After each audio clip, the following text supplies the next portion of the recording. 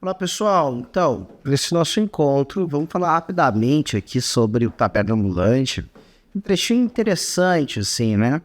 Sobre, para quem não conhece, né, é um livro de literatura de Chesterton, tá? Ou seja, conta uma história, uma de ficção, uma narrativa, uma aventura. E nessa aventura, esses caras estão numa Inglaterra onde foi proibido ter bares, que eles chamam lá de pub, né? E aí, então, eles vão embora, Inglaterra fora, tentando manter um pub ambulante. Como é que acontece? Chegam num lugar, né, então, fugindo da polícia, vamos chamar assim, aí eles plantam uma placa naquele lugar ali, chegando com a sua carroça, com o seu... E aí eles têm uma bebida e queijo, no caso, queijo cheddar, que é um tipo de queijo que tem origem na Inglaterra, né? Eu peguei aqui o capítulo 4 para falar um pouquinho dessa aventura, já começando com um dos aventureiros. Eu tenho o Humphrey Pump e o Patrick Dalroy, né, que são os dois personagens principais da história. Tá? O Sr. Pump estava agora rigorosamente como antes e quase sempre de pé em frente à sua taberna. A arma limpa e carregada lhe pousava sobre a mesa ao lado, e a placa branca do navio ainda balançava a brisa que lhe bafejava o mar. O seu rosto, porém, de tão rijo e enrugado, mas parecia feito de couro. Franzia-se agora por causa de um novo problema. Tinha 2 cartas na mão, cartas de natureza muito diversas, mas que diziam respeito ao mesmo problema, aliás, espinhoso. E aqui, então, ele vai falar do problema. São 2 cartas, uma carta que vai chegar, né, do amigo e a outra que vai chegar para ele avisando que vai se fechar, né, os pubs. Bom, aí vamos seguir à frente e vamos ver a chegada, então, desse amigo aqui do pub, certo? Então, a cena é essa, ele está na frente da sua taberna esperando que alguém vai chegar ali para tentar fechá-la, certo? Essa autoridade do Estado. Vai deixar claro, em inglês, esse livro se chama The Fly Inn, né? Ou seja, a taberna voadora. Mas inn não é a mesma coisa que pub, tá? Para ficar muito claro. O inn, na verdade, ele tem a parte do pub, do bar, do lugar para beber ali, mas também vai ter um lugar para comer. Geralmente esses bares da Inglaterra têm alguma coisa para comer, mas também vai ter uma pousada, vai ter uns lugares para dormir, tá? Então essa é a diferença. E aí então, nessa conversa com um amigo dele, ele vai começar, aí faz uma descrição do amigo, esse amigo do pub que chega aí, que é o Patrick Dalroy. Outrora rei de Ítaca, veio casual, vagarosamente, do declive da praia acima até um velho navio. O velho navio é a estalagem, tá? Tá aberto. Atracaram em terra com um navio de guerra, que ainda se podia divisar, longínquo no horizonte. E ainda estava a vestir o espantoso uniforme verde e prata que ele mesmo criara para uma marinha que não chegara a propriamente existir. E agora não existia de modo algum. Esse é um amigo dele, seu Patrick Dalroy, meio que é um homem livre do mar, né, que chegou ali. A cinta carregava uma espada reta de marujo. Pelos termos da sua rendição, nada dizia sobre lhe ser obrigado a entregá-la. E dentro do uniforme, ao lado da espada, havia o que houvera desde sempre. Um homenzarrão atarantado com uma cabeleira vermelha que despontava indomável do crânio e cuja infelicidade consistia em haver ali bons neurônios, só não suficientemente bons ou numerosos para fazer frente à força que tinha os membros e à paixão que tinha no corpo. Então, está descrevendo um lugar, um cara aqui muito passional, muito forte e passional. Um homem de grandes paixões que muitas vezes não consegue refrear aquilo que a prudência, né, que o bom senso aponta como que deveria ser feito. Ou seja, é aquele cara que antes de pensar muito bem já se meteu numa briga. Antes que o estalajadeiro soubesse o que dizer ou fazer para dar vazão, para dar lugar à maravilhosa surpresa de vê-lo, o irlandês deixou-se despencar numa cadeira ao lado da taberna. Suas primeiras palavras foram: "Tem rum aí?" Depois, como se pressentindo que o seu comportamento exigia uma explicação, acrescentou: "Parece-me que, depois de hoje à noite, nunca mais na vida serei marinheiro. Daí eu precisava um pouco de rum." Humphrey Pump, com o seu talento para as amizades, logo atendeu o velho amigo. Fosse para dentro da taberna e sem dizer uma palavra, e de lá voltou a empurrar, ou antes rolar ociosamente, ora com um pé, ora com o outro, 2 objetos que se deixavam rolar muito facilmente. Um deles era um enorme barril de ouro, e o outro uma roda de queijo igualmente enorme e maciça. Afora os outros milhares de truques técnicos que tinha na manga, sabia ele como espichar um barril sem usar uma torneira, ou qualquer outra coisa que lhe prejudicasse as qualidades revolucionárias e rotativas. Isso aqui... Gente, revolucionário aqui, tá? Algumas pessoas não entendem essa palavra, sempre pensam em revolução como uma revolução política, né? Ou seja, o cara vai lá e muda o sistema de governo. Revolução é um movimento constante, certo? Um movimento quase perpétuo, certo? Revolução seria, por exemplo, o movimento dos astros, a órbita da Terra, sempre a mesma coisa. Isso é revolução, tá? Só que só mover-se sobre o mesmo eixo, tá? Então esse mover-se, esse virar as coisas em algum momento, isso fica... Se a gente colocasse a Terra num local e dissesse aqui é a cabeça, aqui é os pés, uma hora a cabeça está dos pés e uma hora os pés vão estar na cabeça. Por quê? Porque a Terra está girando. Imagina uma pessoa girando no espaço, uma hora o local onde estava a sua cabeça vai estar os seus pés. Então essa ideia de mudar as coisas de lugar, né, subverter a ordem, tem a ver também com esse movimento, né, de roda. Então é isso, né? Então é um movimento constante, e esse movimento constante é um movimento circular, tá? Então é isso. E claro, uma revolução não é necessariamente um movimento, simplesmente um movimento circular, pode ser pode formar qualquer forma geométrica, mas tem que ser um movimento constante, certo? Então é isso.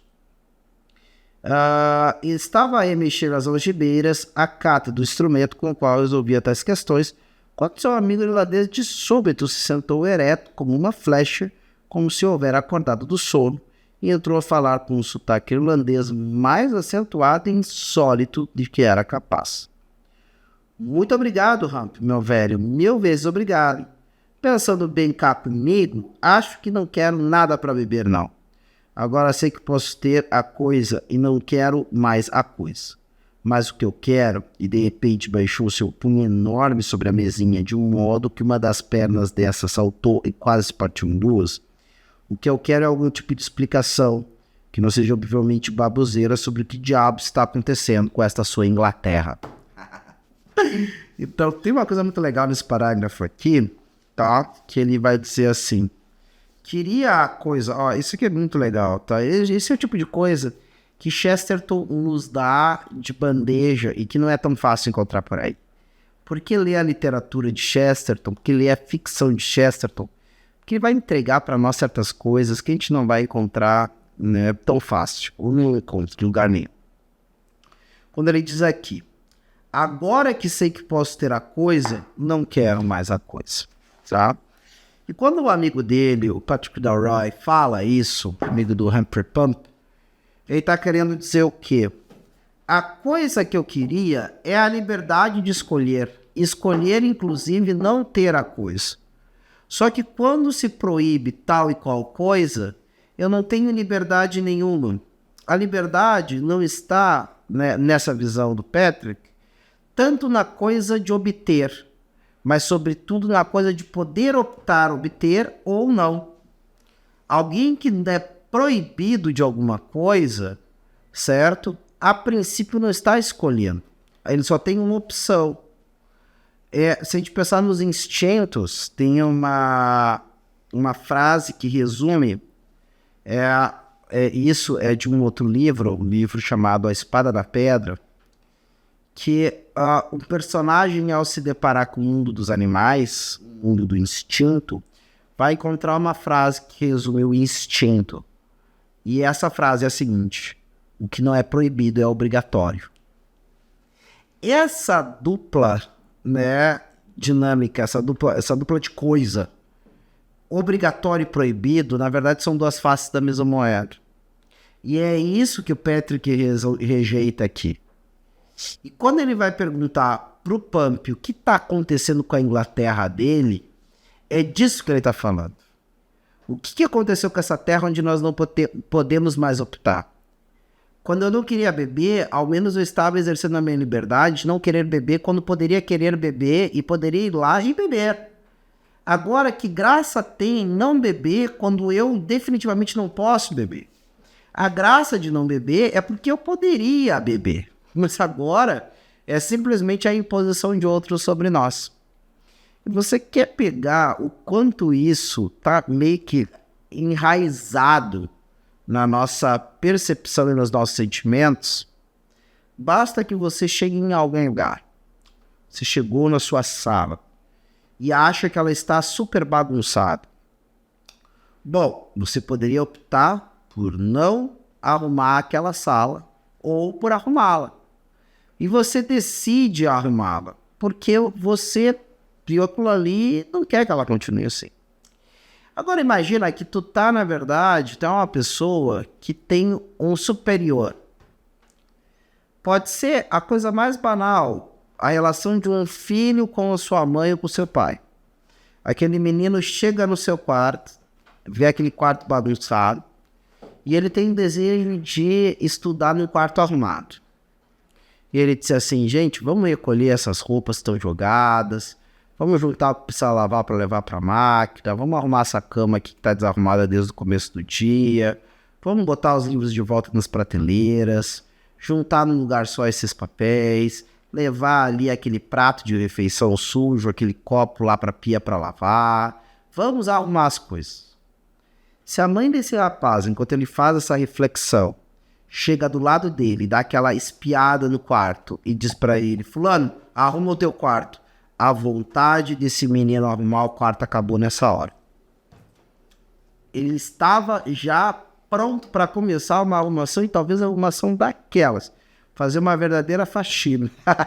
No momento que aquela pessoa lhe tirou a liberdade de optar não arrumar o quarto, a vontade de arrumar acabou.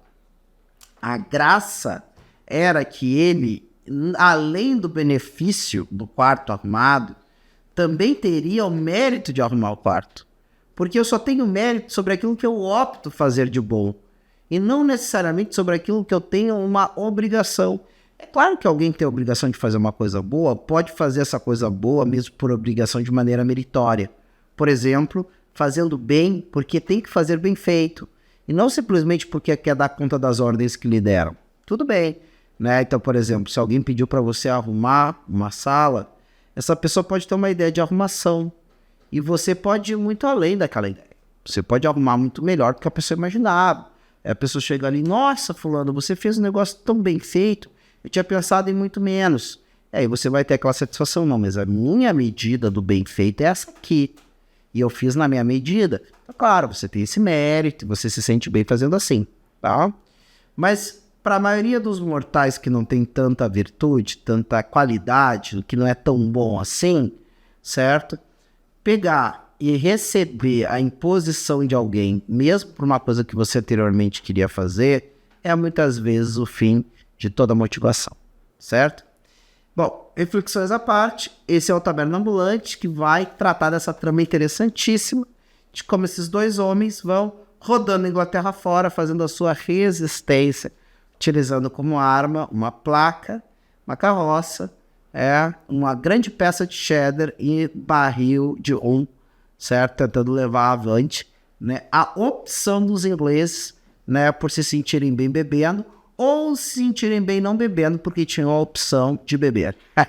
Certo? Muito interessante, por uma série de reflexões que hoje em dia podem se fazer sobre o papel do Estado, sobre o papel da liberdade, sobre o papel mesmo do comércio e da relação entre comércio e liberdade, e assim por diante, tá bem? Eu vou ficando por aqui. Não deixe de visitar a nossa livraria virtual, onde você vai encontrar também o Taberna Ambulante à disposição para ser comprado, E, claro, torço para que além de comprá-lo, você o leia, tá?